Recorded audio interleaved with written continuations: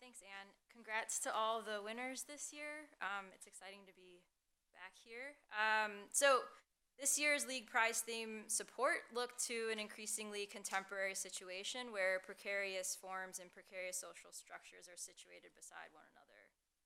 In discussing the theme, we thought it was interesting that support, even though we might all agree that it's necessary, I guess thinking about the very long list of thanks that Anne just gave, and even though we can all come up with an increasingly long list of associated terms, which might include prop, reinforce, corroborate, frame, tolerate, convey, hold, encourage, and so on, it's rarely the primary site of an architectural project, or at least rarely the thing that has been discussed or positioned in that way for architects. It's often removed, obscured, or relegated to other disciplines, or listed below in finer print. The status of support in architecture today has proliferated so much that its role has been obscured by the many ways that it operates, socially, conceptually, structurally, economically, technically, and also as evidence. And so this year's call for submissions looked for ideas and work that addressed the questions, what does support stand for, and what props up architecture today? So I'm incredibly excited to introduce our first presenter. Kevin Hirth grew up in Richmond, Virginia. He received a Master of Architecture from the Harvard Graduate School of Design and a Bachelor of Science in Architecture from the University of Virginia. He's received multiple awards, including the AIA Henry Adams Medal and Best in Show at the Krob Architectural Delineation Competition. He's currently a clinical assistant professor at the University of Colorado, Denver, where he coordinates studios in the undergraduate architectural program and teaches courses in design, theory, and architectural representation. He founded the Denver-based firm Hirth Co. in 2009. His work focuses on issues that surround collectivity, democracy, representation, and also the single-family home. Perhaps among the most striking features of his work are the tone and construction, drawing from established rules and regulations, maintaining references and associations, while at the same time creating distance between them. Please welcome Kevin.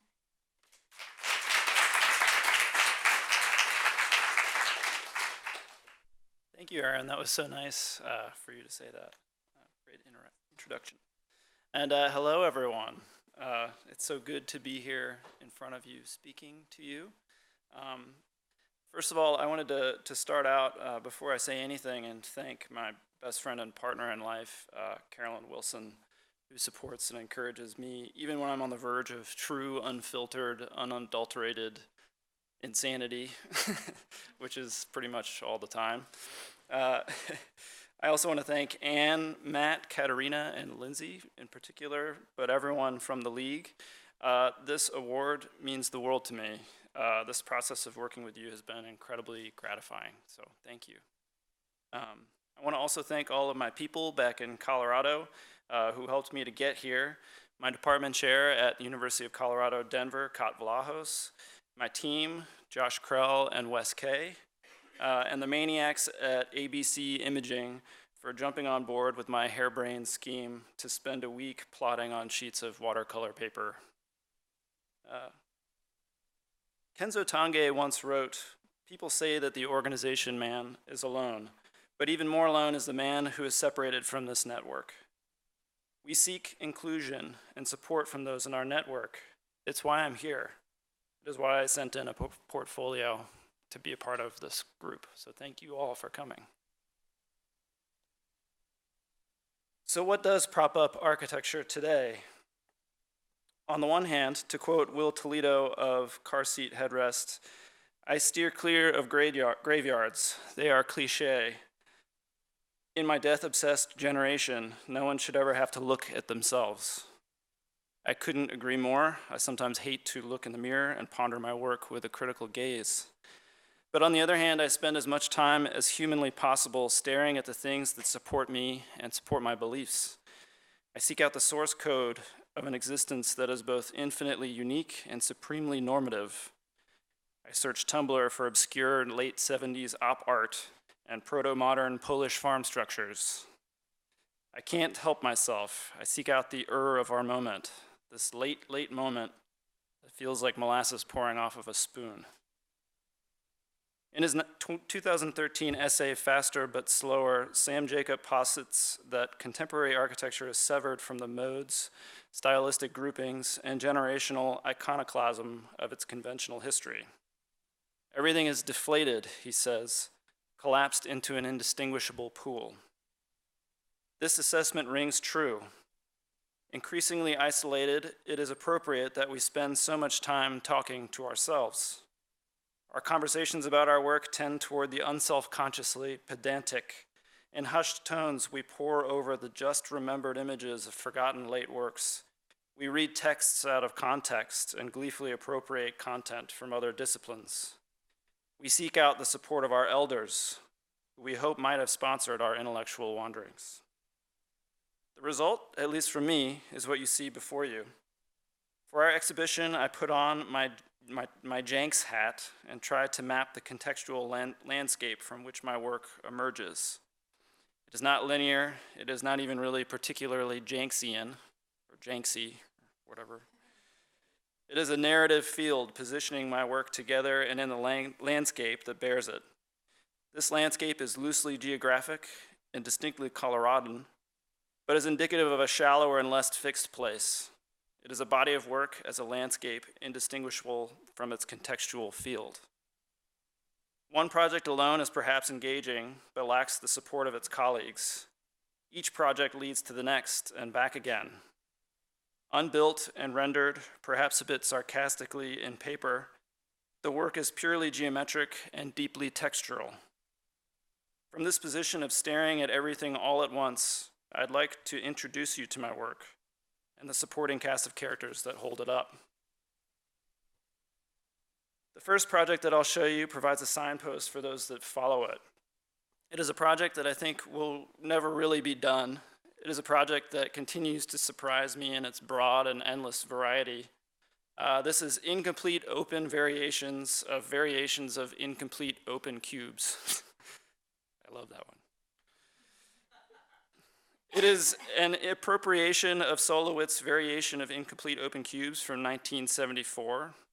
I started here with Saul and with this project because to me it is a truly emblematic of a moment in art history and in human history when everyone seemed to be obsessed with finding the limits and edges of our world.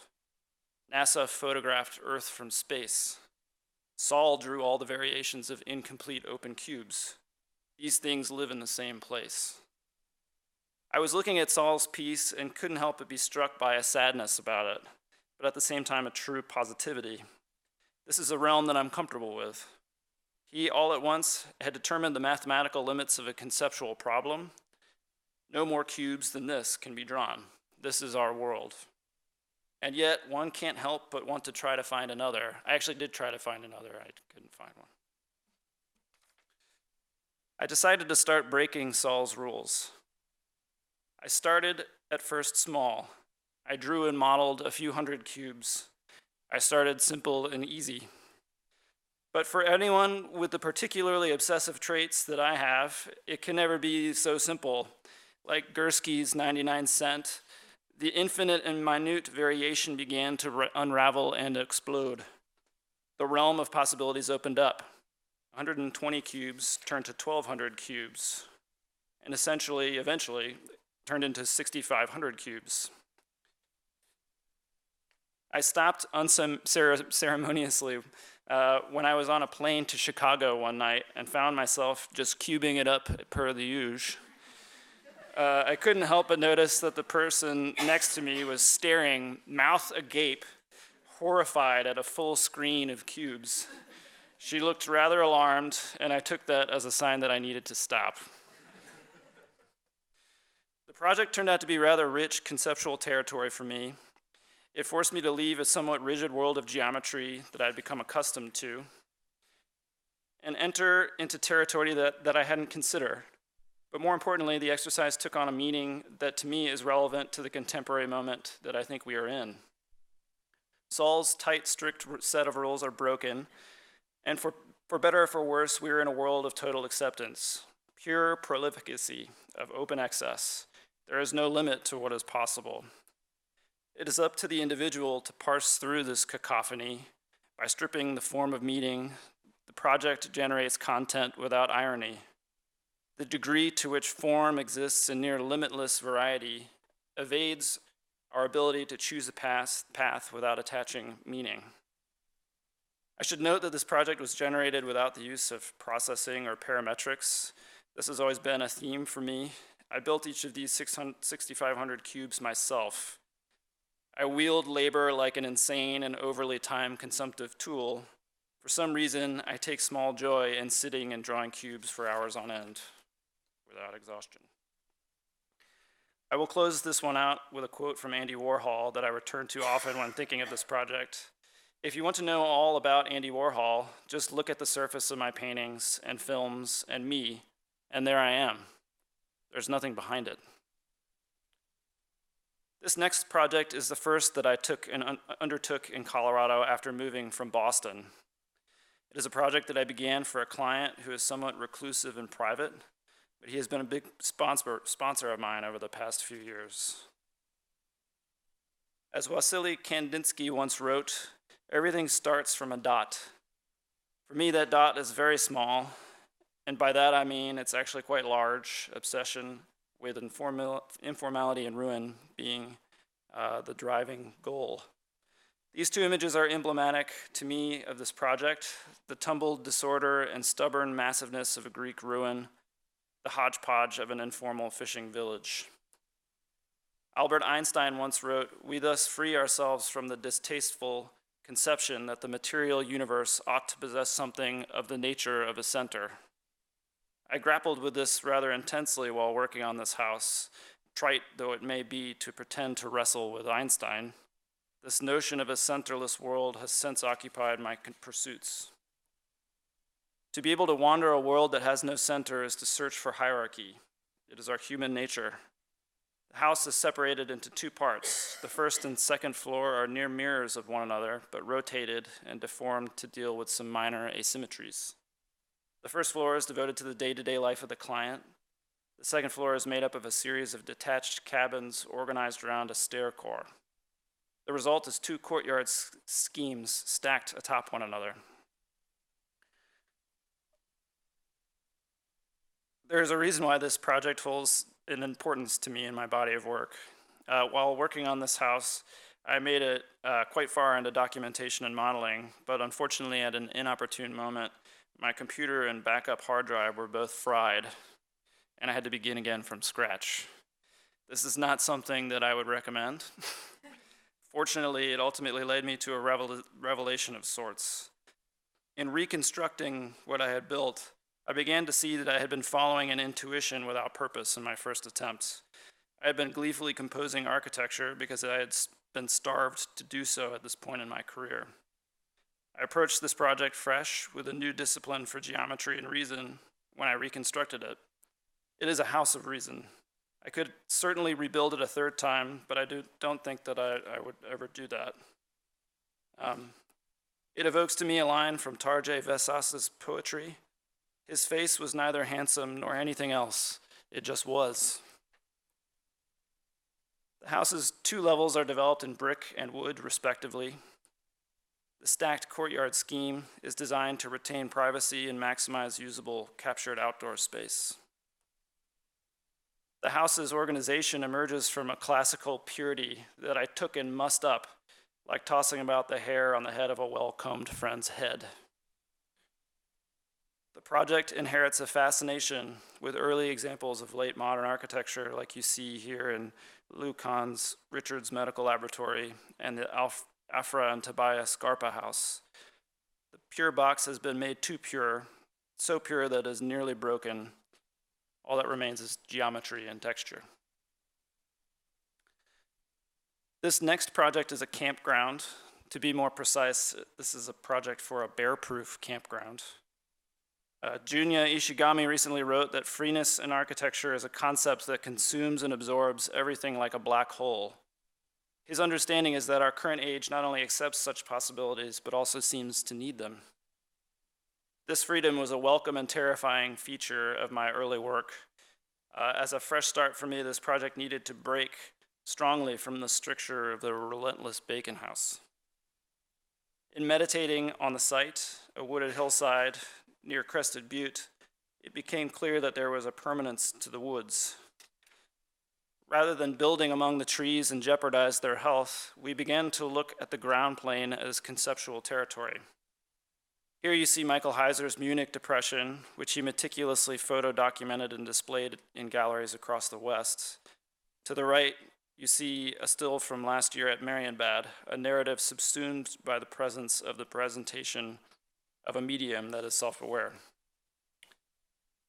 The elasticity of the open plain took on a central role for this project. The campground is an elevated plaza suspended among the trees. Its rational surface is at once separated and wholly reliant upon the environment surrounding it, in particular the trees. The platform is characterized by its underside, a concealing network of half-moons hung from the trussed structure to hide the necessary buttressing from the site's trees. The monumentality of the landscape subsumes the scale of any intervention that you bring to it. I had been searching for an approach that could leverage this monumentality without cheapening or undermining it. My research led me to a Kahn quote: "Monumentality is enigmatic, it cannot be intentionally created." My understanding of the landscape's monumentality is rooted in this relentless repetition. I chose to introduce a different but equally ordered repetitive system to the landscape. The circle broken horizontally among a sea of vertical lines, the solid slab seemingly elevated above the field to centralize the disruption of the horizon. The resultant undercroft takes on an eerie and somewhat dangerous quality. The platform does little to formally accommodate the trees that hold it up. As a result, it harkens to Sverre Fenn's pavilion in Venice, but does so with a lie in its heart. Ultimately, this project served as a moment of liberation for me. At once, I had found a device for responding to the immensity of the Colorado landscape. I had come to a realization that this was a landscape that could not be conquered. It could be destroyed, unfortunately, but not truly conquered.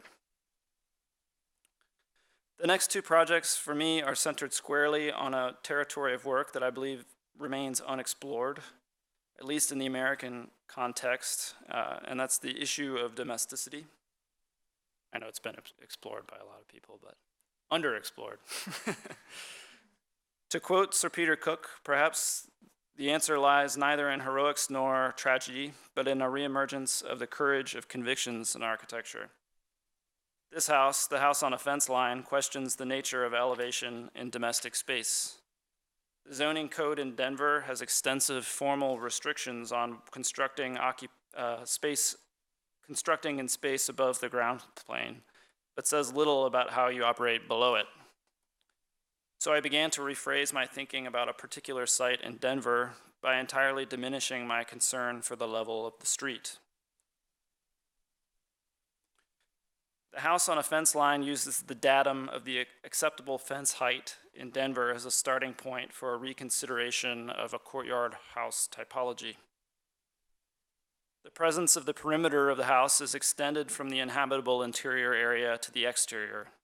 This datum is punctuated by two studios, the workspace for the two clients who would live and work there.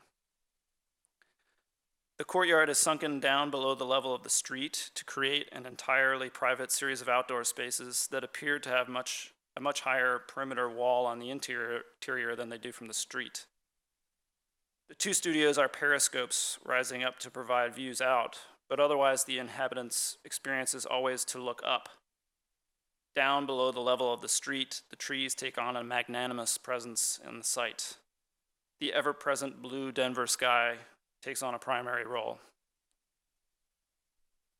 The interiority is similarly focused. A series of broad skylights relieve the unbroken perimeter condition. The house becomes a pavilion always soaking up the sun. The roof plane spans over all the rooms at once, providing a lightness that the low-slung building needs. The house is looking up and not across to its neighbors. The courtyard assumes the primary role of organizing private space. This 6-foot house in a dense urban area raises questions for me about the manipulation of scale. Something that I return to over and over again. The house is broad and yet miniature. Its largest scale is found from the inside looking out rather than the outside looking in. To extend this thought on domesticity, we return now to a wooded site near Breckenridge. I took on a project to consider what a duplex shared by 2 families could and should be. This being a remote and flat site surrounded by a heavy copse of trees, issues of monumentality and access to outdoor landscape returned again. On the right here, you see Le Corbusier's apartment for Charles de Besteguy. On the left, the Vendenhout Kieboom's house by Julian Lampens. I bring this dichotomy up because they, to me, represent similar approaches to domestic scaled space that respond to context through indifference. I don't mean an indifference of not caring. This is a more casual and intentional indifference. To build a white box on a Renaissance apartment building that erases the datum of the city, to construct an entirely open glass house, but put it under an oppressively massive roof. These are projects about sectional imbalance. They use this imbalance to generate privacy and to declare a space as other.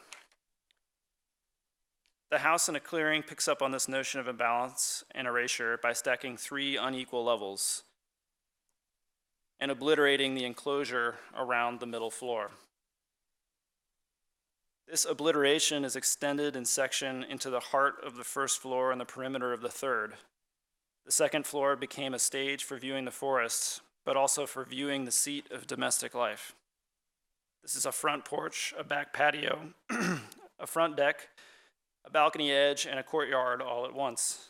It is the primary means of circulation. It is the common space that separates the house into 2 separate parts.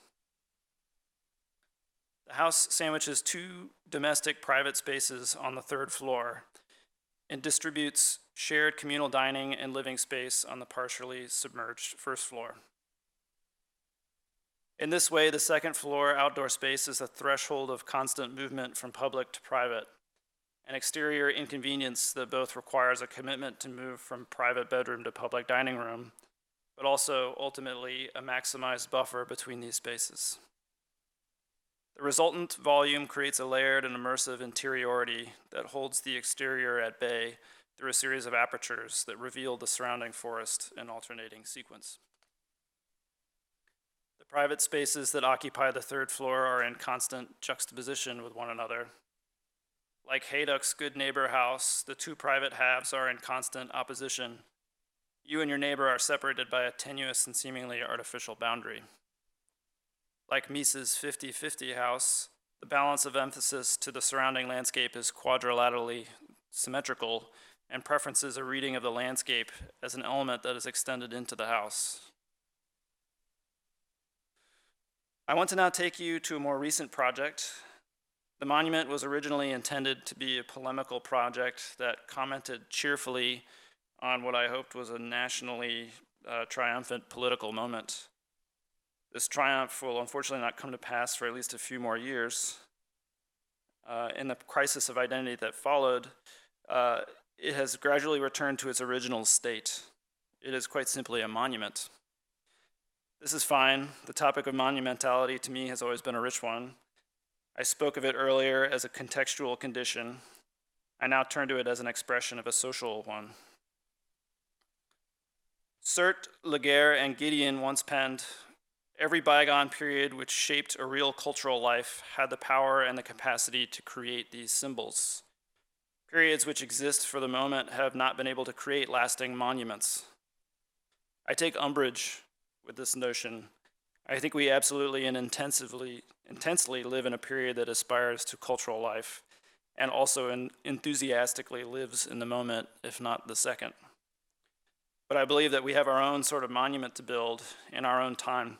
It's not a monument that has the permanence of the grandeur of the ancients, but has a sort of tarnished edge, a permanence of its own. The form of the monument arose from a typological amalgamation of 3 different Euclidean types. The primary formal type, the pyramid, reveals the tectonic of the monument, made up of CMU blocks stacked in an alternating bond and backfilled with dirt. The monument leans in on itself. The second, the line, is a somewhat jagged affair that resolves the monument into two halves. The third, the rectangular slab, is critical for resolving the alternating bond into a stacked one. This becomes the threshold for entering the monument. Inside is a small place for reflection. It is a skylit space made up of plate steel carved out of the block and earth. The space itself is minimally pointed and is resolved through a lateral slice in the tubular extruded plan. This monument is about weight and counterweight. In the case of the Sarah sculpture to the right, the object is an alien structure in the room, pushing out on its confines.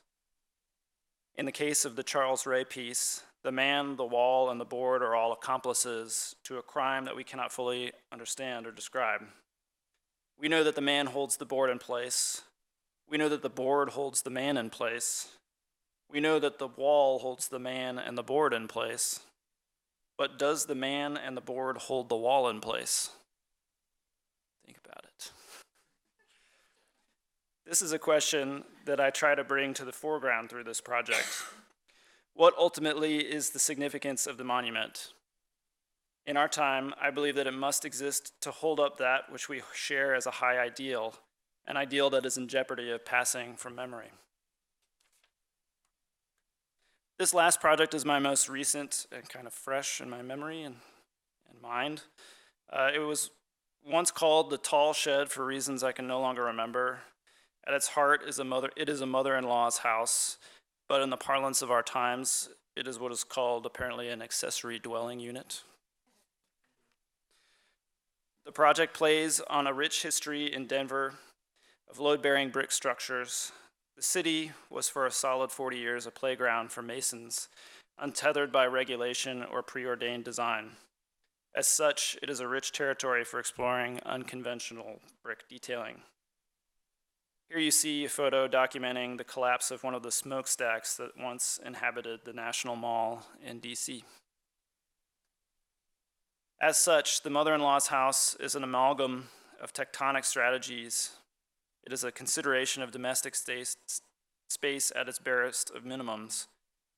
The structure is planned for a site with a minimum of floor area allowed, but a 37-foot height allowance. The project was constructed for these drawings brick by brick without the aid of parametrics or algorithms. This was an attempt to prove that the structure could be built by masons, and also insane. The house takes advantage of a regular brick coursing over varying surface geometry to create 4 different zippered brick corners. These zippered brick corners perform structurally to hold the building together while simultaneously breaking the expression of a monolithic mass. I continually returned to simple regulating geometry as both the starting point and the end result for this project. Here you see the minimal accommodations provided, as well as the profiles of the walls that develop thickness sectionally. The end result is as much a question as it is an example, as it is an answer. It is already leading to new areas of study and future projects that consider a reappropriation of the use of outmoded materials.